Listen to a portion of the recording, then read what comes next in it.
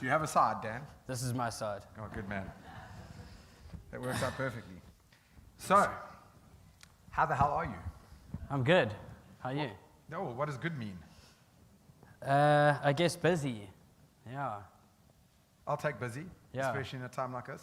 Yeah. That's good. So if I came from another planet entirely and you were to try to introduce yourself to the world, how would you explain to the aliens on this thing called Earth, who the hell are you and what is the value that you create on this planet? Oh, that's difficult. I hate the promotion side of things, speaking about myself like that. I guess I utilize film to communicate what's going on in my head. So when I grew up, I was awkward. I was a strange kid, and I remember I had to do an oral one day in school, and I saw this old TV set in the corner, and I said to my teacher, can I rather make a video about it? I had no idea, and I knew my dad had an old video camera, and she said sure. So I put this thing together. It was quite a difficult concept for a 15-year-old. It was like defending the indefensible. So I chose Jack the Ripper. I don't know why. And I had to prove this point why he was actually a good dude, which he's not. Okay, but I made this film, and I was nervous to put it out there, but I wasn't nearly as nervous to stand in front of the class and speak. And I realized that I could add music, sound, make an all-encompassing emotive piece that wasn't just through a verbal language, it was visual. There was a lot of different elements to it. And I guess that's the point when I really recognized what film can do and how convincing it can be.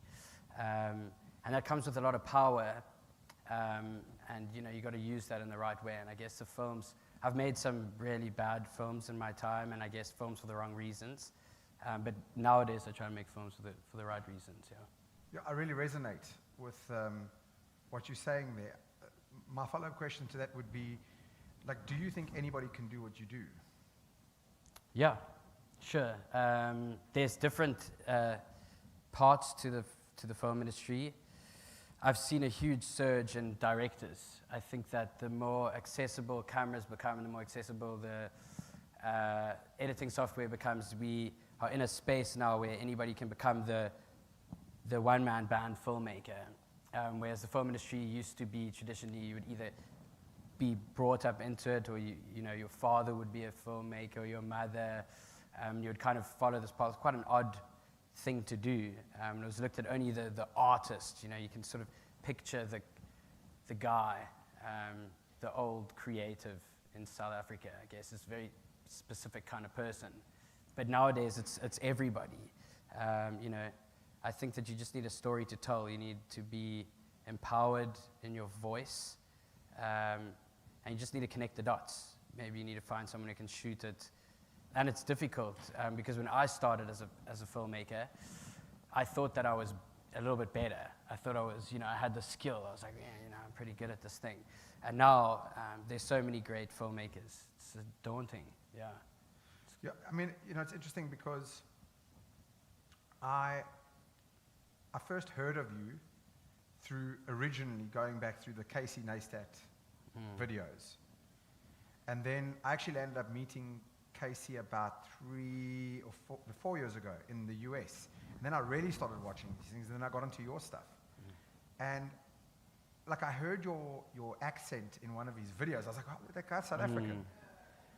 And I loved that. And then I kind of just started following you briefly. And then it's a funny thing. Maybe it's one of those instances where when you like white cars, then suddenly you see white cars everywhere. So I suddenly started to feel like I saw Dan Mace, the name, everywhere, and watched your stuff. And so I guess my question is, how do you translate that from an awkward kid who tried to use video to get out of speaking, and now you're in a lot of your own videos? Yeah.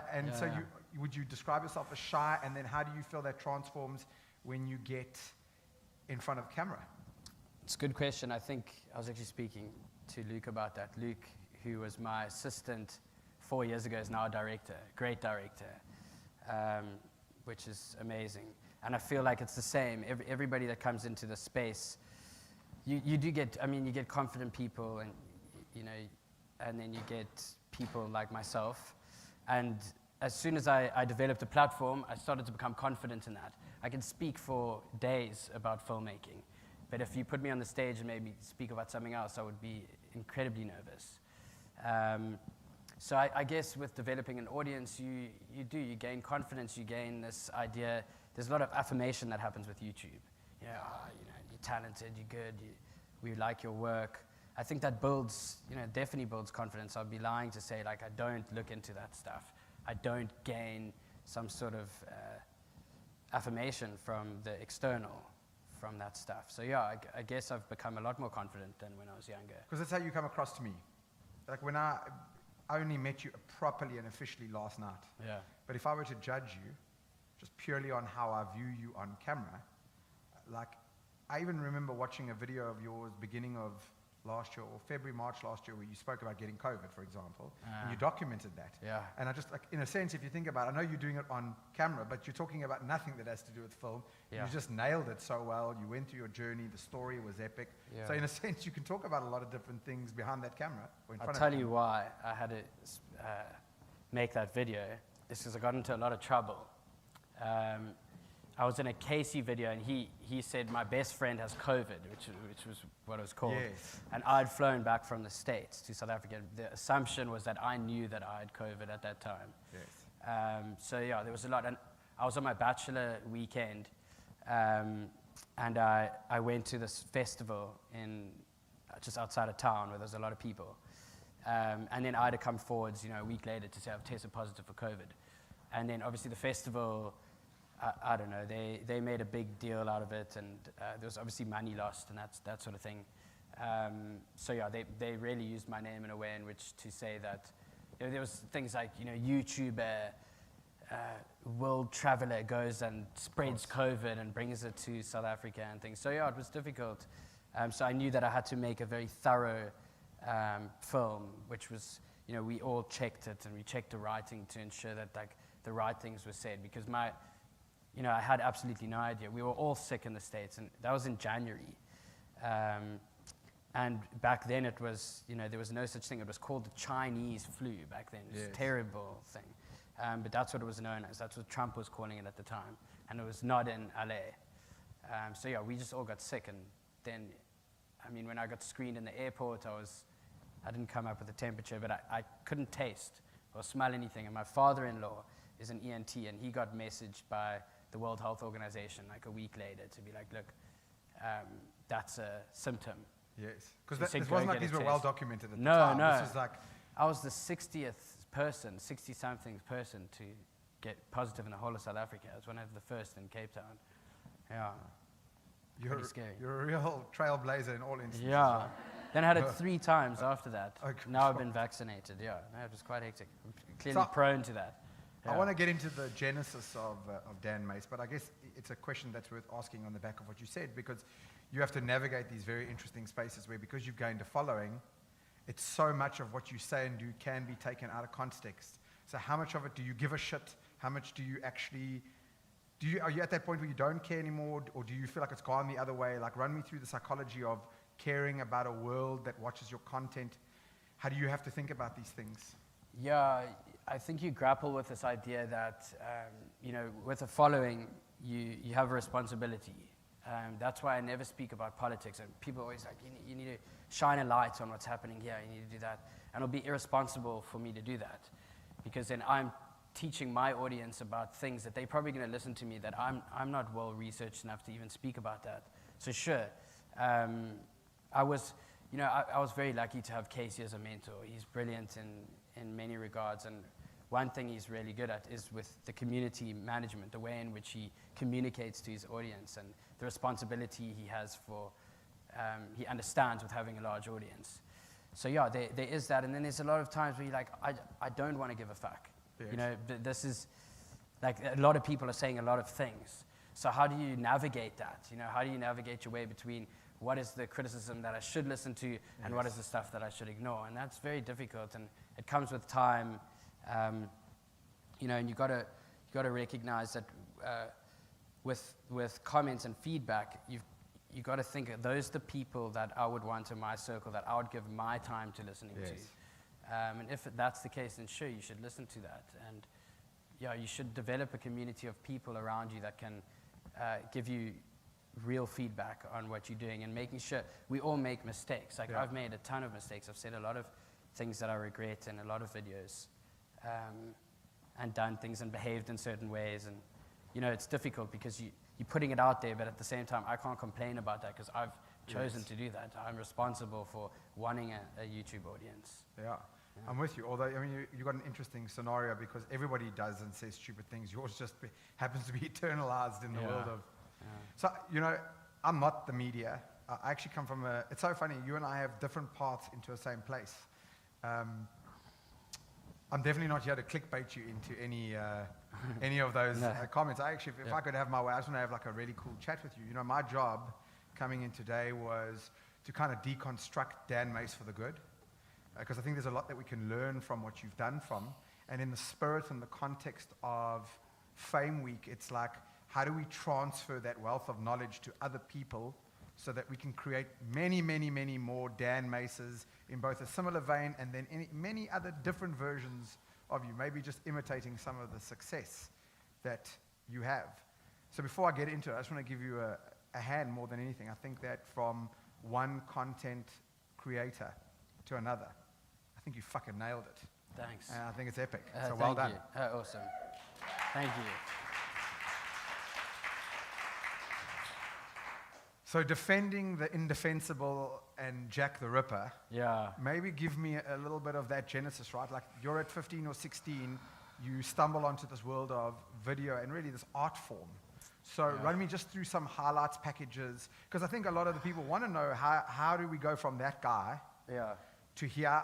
And there's some parts that I know about you through watching your videos, but actually when you go and search Dan Mace online, you come across almost as a bit of a private guy. I don't know if so at any point in time, correct me if I'm wrong about these things.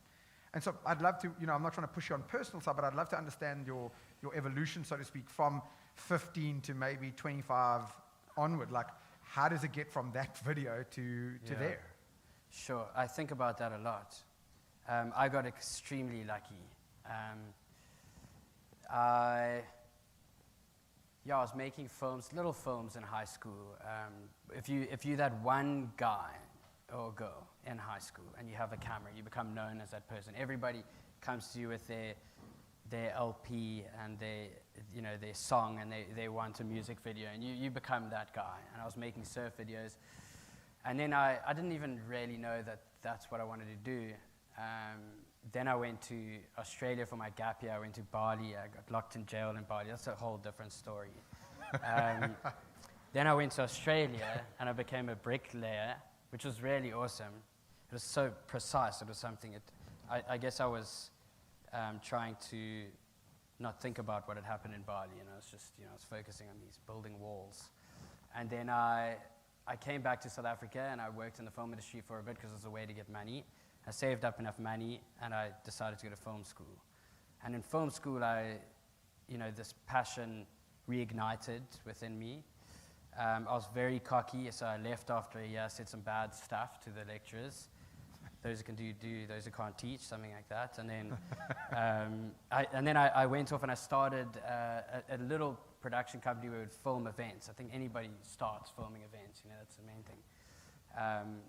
And from there, I think I was about 23. I made a short film called Gift. I'd seen this kid dancing at the robots.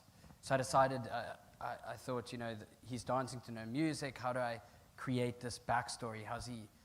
Why is he so rhythmic? And then I created this soundtrack from the area that he's from. He fuels himself off this area, this environment. So I went to Guguletu and Khayelitsha and Delft, and we developed a soundtrack out of diegetics that fueled this kid. Didn't think too much about it, and then it got entered into a bunch of award shows, and I won at Cannes a year later for that film, and then another documentary that I had done. And then my career just took off, and doors were open for me. I went to a place where I bypassed a lot of the things that other film directors would have to learn. So I suddenly had great industry professionals having my back and teaching me things and taking me through to these areas. And I didn't yet realize that other people had to learn certain things and had these big ladders to climb because it came very easy for me. And so then when I was about 27, I was at a film production company here in Cape Town as a director. And Casey offered me this opportunity to go to New York to start YouTubing. And everybody at that time had said to me, you know, my career as a director, the trajectory was going upward quite quickly. And why am I going to downgrade to being a YouTuber? Downgrade. Yeah, downgrade. And I thought about it for a while, and the reason why I went to New York was because I needed that life experience. I started to really understand what imposter syndrome was then. And because I was an imposter, I would get given boards, which are briefs from agencies on TV commercials, and I wouldn't know how to direct that. You know, it was something, life experience that I hadn't had. So I was pouring a lot of empty narrative into it, and was fueling the films with visuals. That was what I've always been good at visuals. But it's always about story first, you know, you should bring the visuals later. So yeah, I went and then became a YouTuber, essentially. I learned from Casey and started uploading my own YouTube videos, and now I'm doing my last show on YouTube. It'll finish in July next year, and I'm moving back into directing because I'm ready now, yeah. So I have to ask, I don't want to make it about Casey, but I mean, that's quite an interesting thing to happen. Just run me through the detail when you say, oh, and then I just got this opportunity with Casey. Yeah. How did that happen? So Casey, in about 2015, he had seen one of my films. So he emailed me, and he was like, I'm Casey, you know, he was like, good work on this video, whatever. We should link up in Cape Town sometime. And at that stage, Casey had done the Nike Fuel Band commercial where he ran around the world. And I think he had done a Mercedes spot. So we had learned about Casey. I knew who he was, and I was a fan of Casey's work. I thought, this was prior to YouTube. This is Casey as a director. Yes. So then he's got a place in Camps Bay, and every summer we would meet up, so in December, and he just became more and more famous every summer, till eventually in like 2017, we had been in touch, and he had watched an ad that I'd made. I did an ad for Tusker, which did really well in the award shows and stuff, and then he pitched me like an offer to be like, we've got to do something together. I just don't know what yet. And then in 2017, in December, he was like, look, there's this offer, there's this creative agency I'm starting in New York called 368, and I'd like you to be my creative partner in that. Just think about it. And then I did the commercial for the IPL in India. And when I was sitting there, it was such a big crew, and I just realized that it's not what I wanted to do anymore. Yes. I looked around and I thought that the idea would start in your head, then it's got to go to a piece of paper, and it's got to go from a paper to a set, and the set goes into a camera, onto a card, into a laptop or a computer, onto an edit, into a timeline, and then it's pushed out as video. It's a lot of compression the whole way. But if you've got other people in between that, can you imagine how much more the idea gets compressed? And then it's also personifying some sort of object to sell to people. So there's a lot in there. And as I was growing up, I was kind of realizing the power of film and how you can convince a consumer to buy into something. And when it's, you know, as a director, you write something, or as an auteur, it's a writing director, you would write something with the intent of doing something good. But as soon as other people get involved in that intent gets ripped away from you, and it's quite hard. So yeah, not to say the IPL is bad at all. They were actually a great client, and it was a really cool ad. It was just when I was there, I recognized that that's not what I wanted to be doing. So I phoned Casey, and that was in like the end of March. And 2 days later, I was on a plane to New York. I flew home to Cape Town, packed a bag, and went off, yeah. And I get it, right? Because you're figuring out your process and your path. And I guess what YouTubing then allowed you to do is remove all those intermediary compressions and just go straight from here. Obviously, still lots of effort, lots of thought, and everything in between, but really apply yourself in a much more direct manner. So you get to New York, and again, I don't want to focus too much on him, but I'd love to just glean from the lessons that you learned in that time. Sure. I think they're fascinating. Not everybody gets that gap. Mm. So I'd love to just hear maybe a 2 to 3 minute synopsis of like some of the lessons you learned in New York. Sure. Well, I arrived in the night after a long flight. I think it's like a 17-hour flight. And Casey said it was like 10 at night. He was like, we start tomorrow morning at 5 a.m. And we were daily vlogging. Vlogging is video blogging. And it's like every single day we would film something. The next day we would put out the video from 2 days prior. So we wouldn't edit that video and put it out the next day. We would always backlog a day. It was quite confusing. But we would shoot every single day. I would finish editing at like maybe 11, 12 at night, and then Casey would come around and we would review it till like 3 in the morning. Oh, my Lord.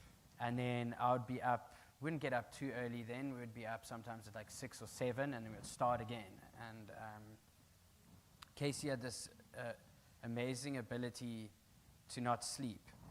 He would do 7-minute sleeps. You know, he would sit there and he would go, okay, I've got to sleep now, and he would put his alarm on, and he would go and sleep for 7 minutes, and his alarm would go off, and he would come back. And I'd be like, dude, I can't fucking do that. Like, I can't sleep for 7 minutes. Like, I take an hour to get to sleep. Yes. So yeah, he was fascinating. He was Casey for me always felt like he was a million steps ahead than anybody else. He could predict things that would happen, within the YouTube space. He would almost start creating trends. I think that he is the godfather of the vlog. You know, he developed that style, and he has he gets so much respect from really famous people. I was lucky enough to get invited to the Met Gala. It was Casey's wife's ticket, and he brought me with him. I got dressed to the nines. I had people dressed. I think I was wearing one of Justin Bieber's like unused suits. You know, you go up and there's like a lot of suits. I went to this event, and to see stars, superstars, mega famous people, all recognizing Casey, all wanting selfies with him, Wow. made you realize the power of YouTube, and how these people are choosing to watch that content in their personal time, which is quite valuable. Casey, he's the same person in the videos and who he is in person. He's hardcore, you know. He's that character. He's very. He knows so much. His intellect spreads wide, vast across almost every sphere. He reads a lot, which I don't even know how he has the time to do that. And he runs. He tried to get me into running, and I can't run. I don't know. Maybe it's something with my knees, and my feet like hit the back of each other like that. I don't know. So I can't run. But he would run. He would run 10 miles every day, every single day. That's what he would do. And he would sit and conceptualize, and he would turn ideation into action within the space of 10 minutes. Where for me, ideation comes, and then there's a lot of self-doubt in that, and it's like, maybe I need to speak to some people about this concept, and then I need to write it, and then I go out and I execute it like 2 days later. There was none of that for Casey. It was ideation. That's a good idea. Let's go down, and then we would go and shoot that thing. Uh-huh. Yeah. Why do you love South Africa? Why are you here? It's my roots. My family lives in South Africa. It's what I know. It's my place. It's my home. I moved to New York with the intent of moving to New York. There's no ocean, except if you go out to Jersey. There's really shitty rivers on either side of Manhattan, very dirty rivers. Yes. You can't swim in them. New York is amazing, but I need the ocean. I surf. I need it there's a theory called the blue mind theory, which is when you're surrounded by big bodies of water, it reduces your anxiety, and these negative ions that are released on a shore break supposedly builds dopamine. But I need to be around the ocean. That's what I need. So then I moved to Los Angeles. How do I say this? It was very difficult to size out what people wanted in LA. I found it very hard to connect with people and very hard to make friends because I never knew if it was because I was there. I've been developing my feature film, so I didn't know if people wanted to get involved in that thing or if they just thought I was a good oak, you know? Yes. Then it was serendipity that I flew back to South Africa for my wedding, and then I got stuck here because of COVID. Then I realized that this is where I want to be, so I developed a film agency here. Now I've got 14 employees, and we work on global campaigns, and we work out of South Africa. And I feel like I'm going to stay here. I love it. Yeah, and I get it. So, I mean, I think we've set a really cool context just to get what I've even been trying to do with you guys is just kind of get a sense. Because if I do a lot of reading up about you, I don't always get that. There's just no sense. I just kind of see the bio repeated in lots of places and cool. So I think it's really cool to just understand you a little bit and understand where you come from, your mindset and your mentality. And I guess in the spirit of Fame Week, we've all kind of come together for many reasons, but two I want to mention here is, one, we're in the space of COVID and the impact that it's had on the industry. And so how do we grow? How do we get out? But I mean, even beyond that, if you take COVID aside, it's a symptom of the issues, not the cause. How do we grow our industry? How do we not become world-class? I think what Sarah said earlier is absolutely right. We have great levels. We just maybe don't have the level of depth. For every one we have, they got 50. But we definitely have great people. We have people like you, and I'm sure that it would be interesting to hear about some of the people that you look up to, even in a local perspective, which we'll get to later. So Fame Week's really about, how do we create more Dan Maces, so to speak, without integrating some of the luck that maybe you had? So I'd love to shift tack with you for that little bit. If you look at the industry, your industry at the moment, how do you see the film space and more specifically the YouTubing space? What is the health of it in South Africa right now? And what are some of the things you'd like to do to make it better? Cool, loaded. Firstly, what I'm doing, okay, I'll actually answer that last. The space within YouTube and TikTok, which is actually something big, I don't know, I just don't connect with it. I'm trying. I think TikTok's an amazing platform. Yes. There are a lot of hilarious South Africans on TikTok. I think South Africans are the funniest people in the world. Yes. And I think TikTok gives a place for that. TikTok's you got to contextualize your story and set a premise really quickly, and then it's all about the punchline, or it's a dance, or But if you look at the South African TikToks, they're mainly in the comedy genre. Yes. I think the space on YouTube in South Africa, is healthy. I think there's a lot of people doing it. The problem is that there's no YouTube community. I know YouTube is figuring out YouTube Africa. They're building a community. There's a big community in Nigeria. There's a Zimbabwean community. South Africa is a difficult place.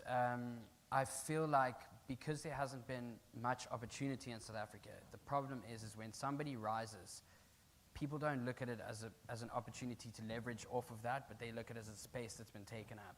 So there's a lot of jealousy. I feel that a lot of success isn't praised. So it becomes very difficult for a YouTuber. Once you rise, you're kind of on an island. It's very difficult to collaborate. I did my first collaboration with another South African, Dave, the Kiffness, about 2 weeks ago. And that was great. That was awesome. But I find myself, I haven't collaborated with many other South Africans, and I don't know why, and I try and ask that question, and what was your collaboration like with Dave? It was awesome. We made so I do this thing called Seeing Sounds, which is where I make music out of an object. Like I made music out of a brick before, and out of butter, and you got to get very creative in that space, and I like challenging myself with that.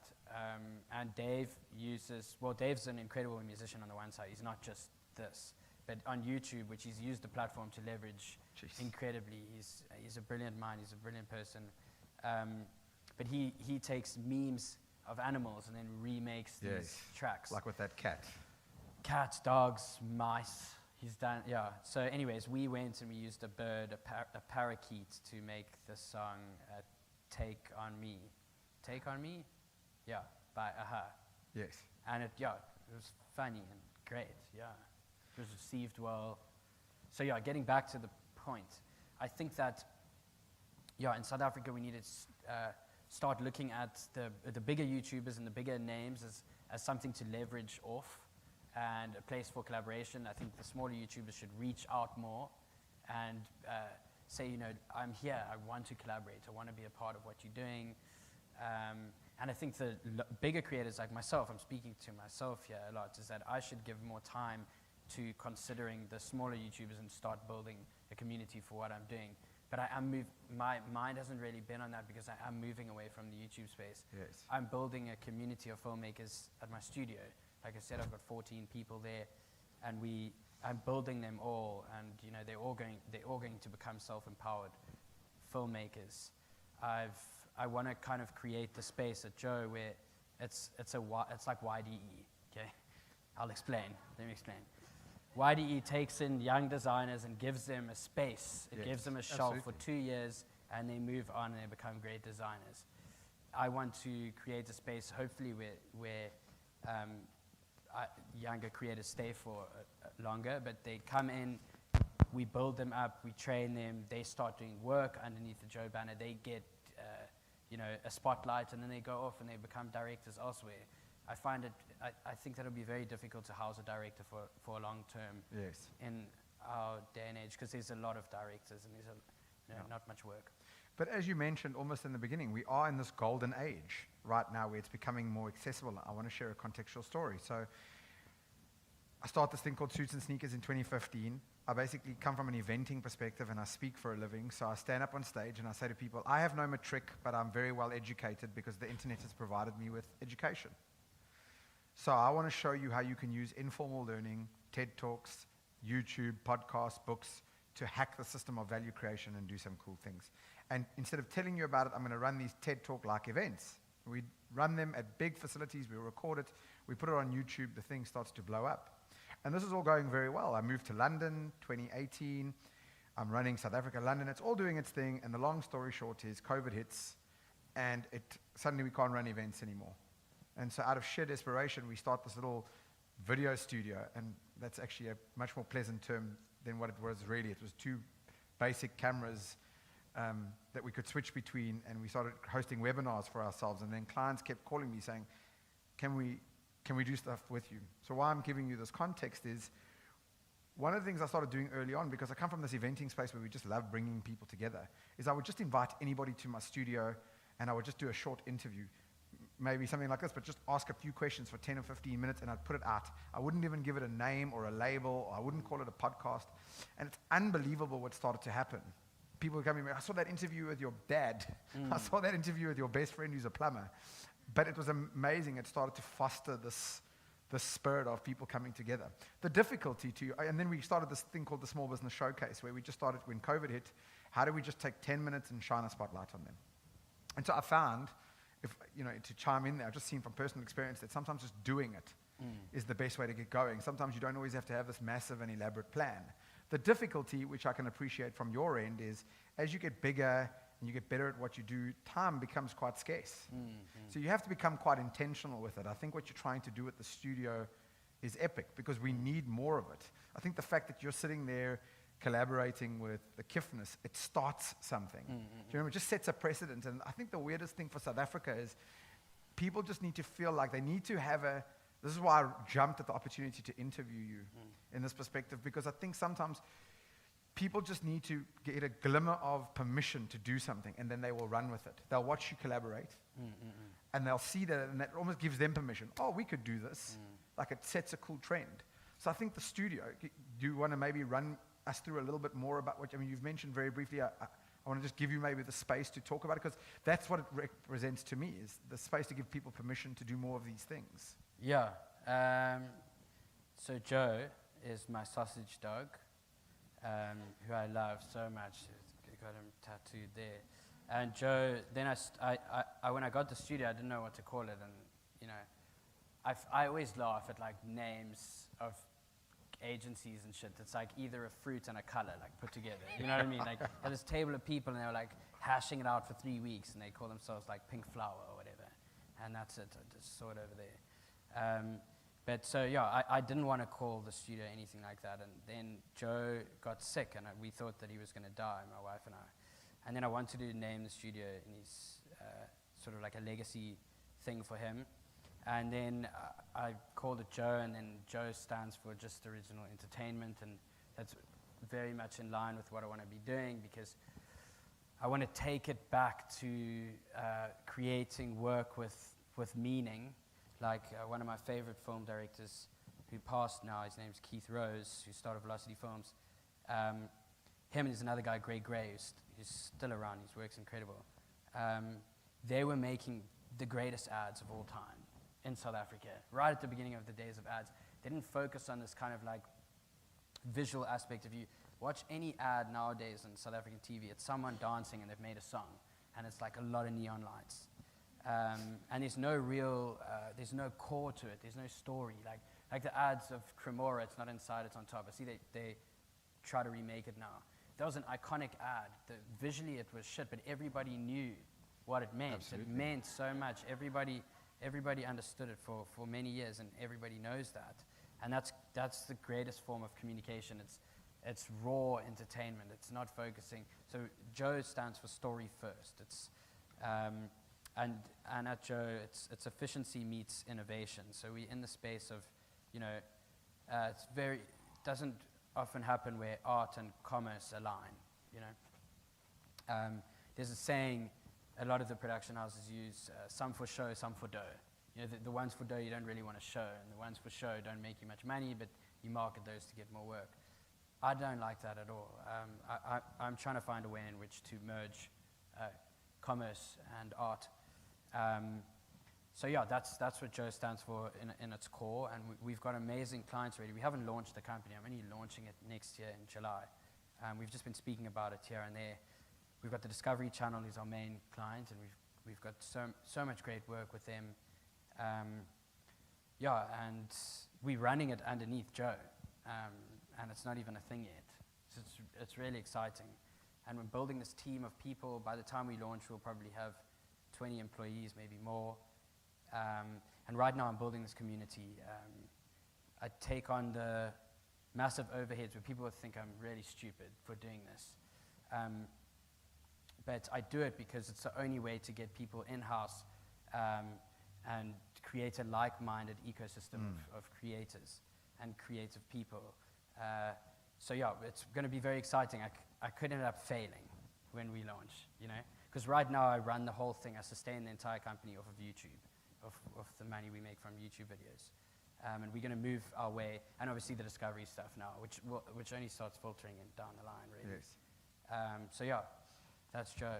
So I want to give you a gap to kind of transcend your knowledge to anybody who's listening.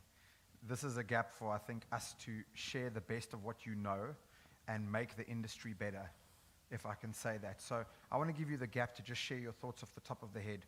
Where to from here for all the people listening to you? What is the best that you have to offer people? What is the best advice that you have to offer for people in your industry right now, and how to become better in South Africa? That's what I'm getting at. Okay.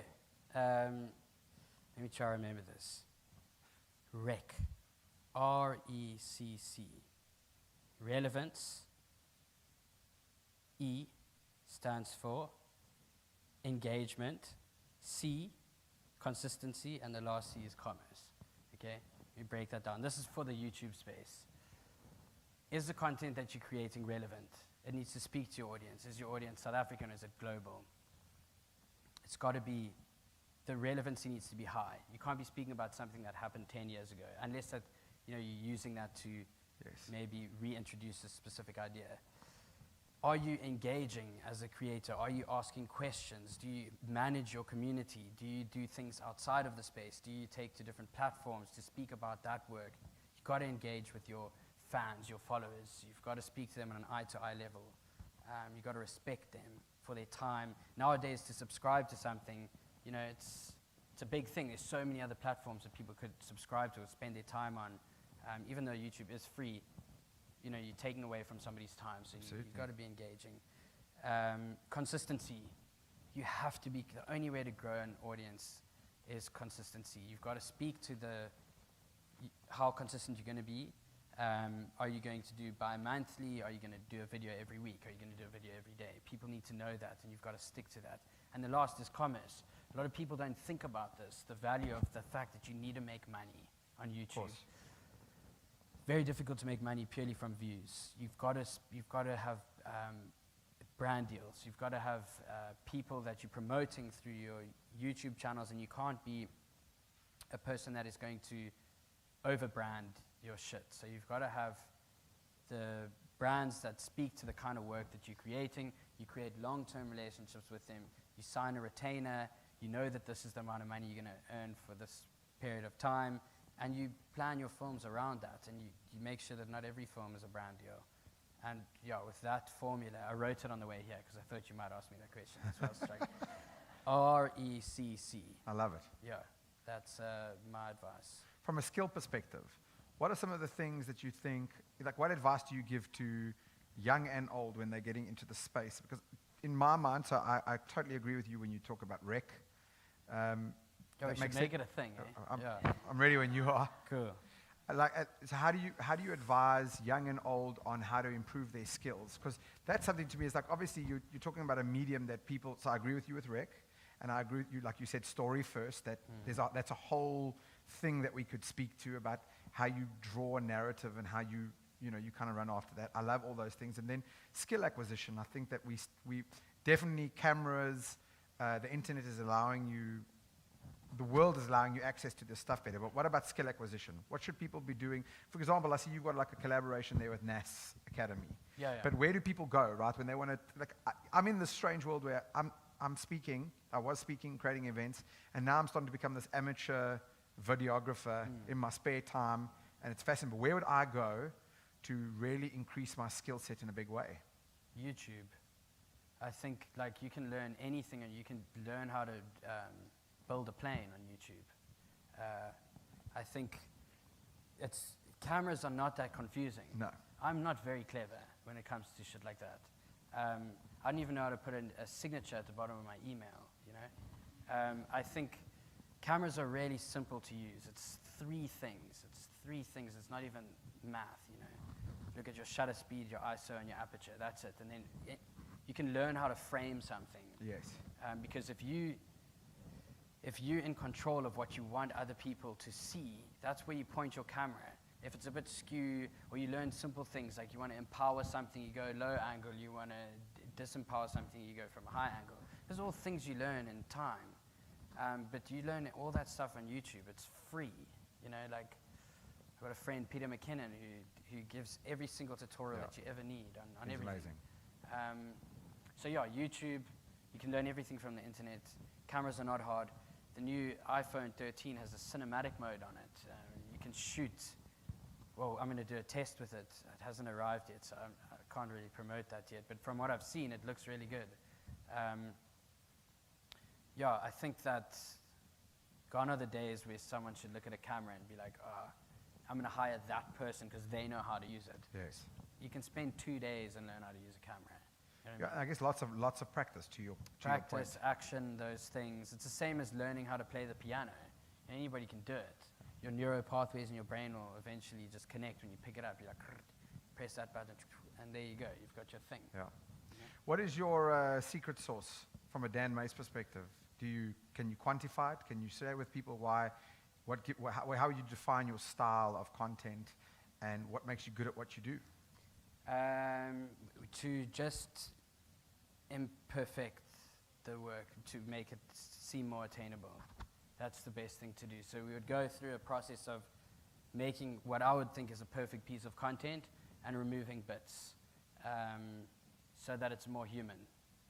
You know, because the better you get at something, sure, you're going to, if I show it to an audience that doesn't understand filmmaking, it's going to look really great and something that's unattainable for them to possibly do. Sure, I'm not saying that I'm better than anybody else. I'm saying if that audience isn't in the filmmaking sphere. So in order to make it widely engaging, we would just pull parts of it out to make it less great, I guess. So yeah, that's one thing. That's, I guess, and the style. It was only later on in my career I realized that I had created a signature style.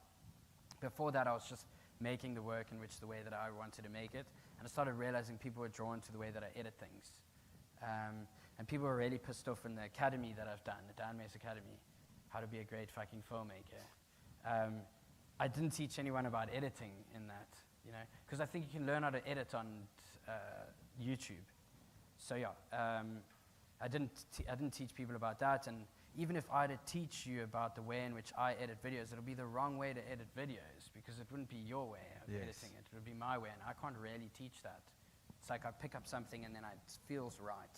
The way that I cut that, that's my way of telling the story, and everybody needs to figure out their own way, you know. I'm going to flip this on you. What is the one question I'm not asking that you think this audience needs to hear? What am I not getting at? And you look at them and you think like, this is something you should know, and you knobhead, you haven't asked me. Oh, I don't know. That's a tough one. Welcome to my world.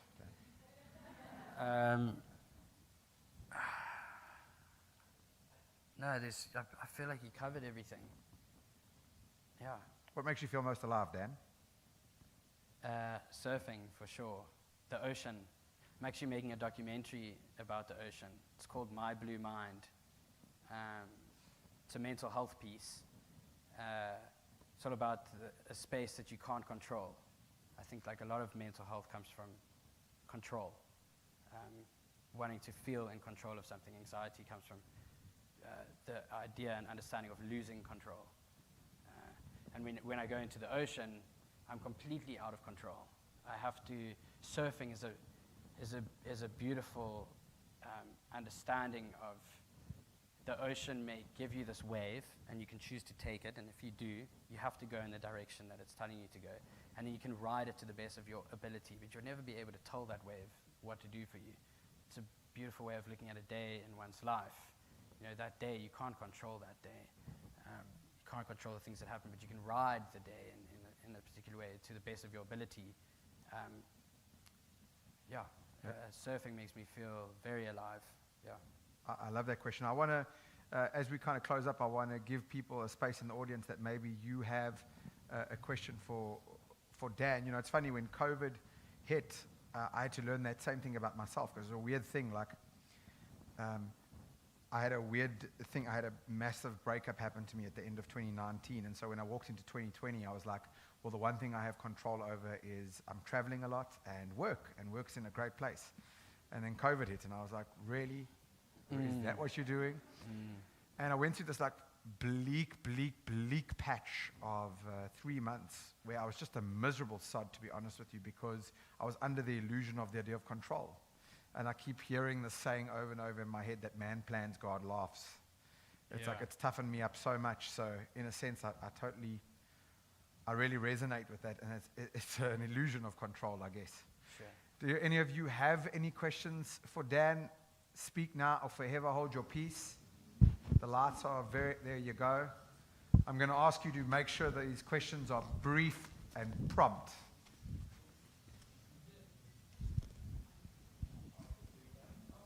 Just a little bit louder.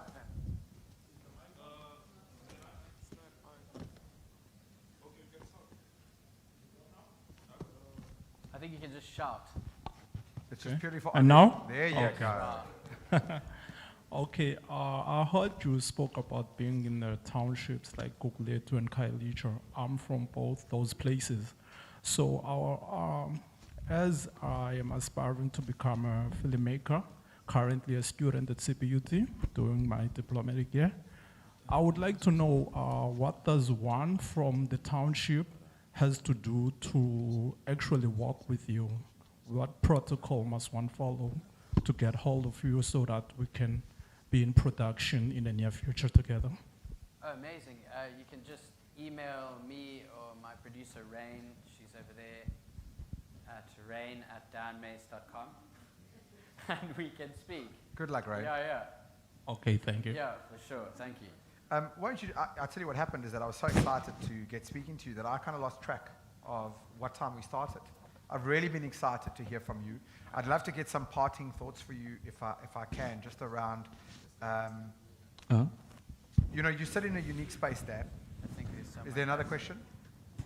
Hi. Yeah, you're quite hard to see there. Well, can you see me, guys? We can hear you. We can hear you, yeah. Oh, you can hear me. Cool. My name is Prince Mbaya. I'm a stand-up comedian, and I'm script writer, and I do some design as well. Right now, my question basically is, I don't know if it's relevant or not. My question is, recently I wrote some advert ideas, and basically I wrote it 6 months ago. I have 2 advert ideas that I wrote it, but I don't really have the space. I don't really have the right person to talk to about it, and I don't know if you can assist me with that. Sure. Yeah, I think ads are very difficult because the one thing is you can create a spec ad for a brand and then use that to sort of spotlight yourself as a writer or director in that space, and then sometimes the brand may pick it up. It's not very often, because obviously with a brand's equity, they're not sharing their next move. They're working off of their identity versus their image. You know, in the middle, you've got equity. So we not, as a consumer to that brand, we're not aware of what's coming next. And I've done it before. I've written stuff, and I'm like, fuck, this would be great for Nando's. I would understand what Nando's is all about. And then I'd show them, they're like, yeah, but this year we're focusing on X. So it is very difficult, but it's great to do it like a spec. And then that brand gets to see your work, and then there's the possibility of being approached by the agency, whoever represents that brand. Because I have been in touch with Windhoek. I've done 2 videos for Windhoek on my social, and they kind of like it, and we have been in touch, texting on Instagram and all that, and send me an email, and I sent them an email, but I never get a feedback. But we have been texting all that on Instagram. Cool. Well, I guess, again, you can email Rain or myself, and yeah, after this. Okay. Thank you, guys. Dan, I think you're sitting in a great spot. There's someone else over there. No, sure, we want it. Can we please put a microphone on you? No, I see you. Just because there's people that are watching I just online. haven't sanitized this, so just, I don't know, we do have another mic, but I'll just hold it Okay. for you. Oh, thank you, thank you. I'd just like to know, I think Joe Films and what you're doing is a very, very good initiative. I just want to know if you are planning to expand it to other parts of the country. It's expanded to Joe Films, and Joburg. yes, Oh, yeah. yes. I would hope so. That would all come with scale, and if we are doing well next year. So sure, yeah, I'd love to. I mean, yeah, if I got the opportunity to do so. I don't want to cut anybody else off. This is you're the. Make it good, my angel pie. Hi, I just want to say congratulations with things what you're doing is really amazing. Quick question. You mentioned that Casey was taking a power nap of 7 minutes, right? So now, how much you actually raised, or you, since you married, right? How much you spend time with your work, and is that has changed with you when you were in New York and here, and because you're doing quite a lot now? Sure. I didn't hear the first part of the question about Casey. No, I'm saying Casey was taking 7 minute nap. Oh, 7 minutes. Yeah, Power nap, right? To get the job and to Sure, refresh. How So you balance life? how you balance life here? You? Sure. Well, another thing I learned from Casey was family should always be the first consideration. So yeah, he has the ability, every night at 7 p.m. he would go and have dinner and spend time with his daughters. He's a fantastic dad. And I learned from that. Gabs is Gab's my wife. She's an incredible woman. She's got her own thing going on as well, and every night we connect, obviously after work, and I take every Saturday off in the studio. It's called Silent Saturday, but we work 6 days a week. So yeah, I get to spend a lot of time with her. I wish I had more time to spend with her, but in that, I think one becomes complacent with time. The time that I get to spend with Gabby is very, very important to me because I don't have that much.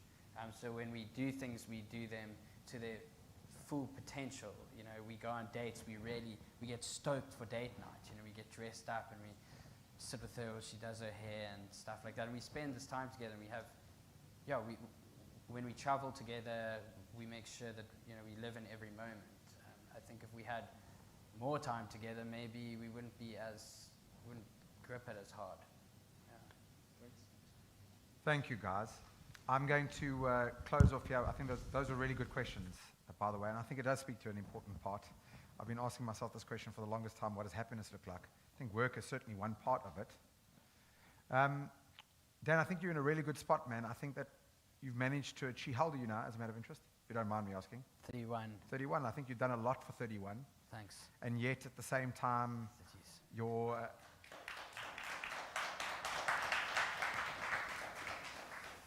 I think you've done a lot. There's no question about it. And yet, I think that your best could be ahead of you still, because you've gained all this experience. Yeah. I have no doubt that there's still going to be lots of mistakes to be made. I think the secret is starting to see mistakes as information, much more and much less as failure. It really helps. And I do think that because of your ties to global, because of your experience, because of your youth and your age, and then this connection to South Africa, without piling lots of pressure onto you, you sit in a good spot not only to do some cool things for yourself, but to raise the standard for the community.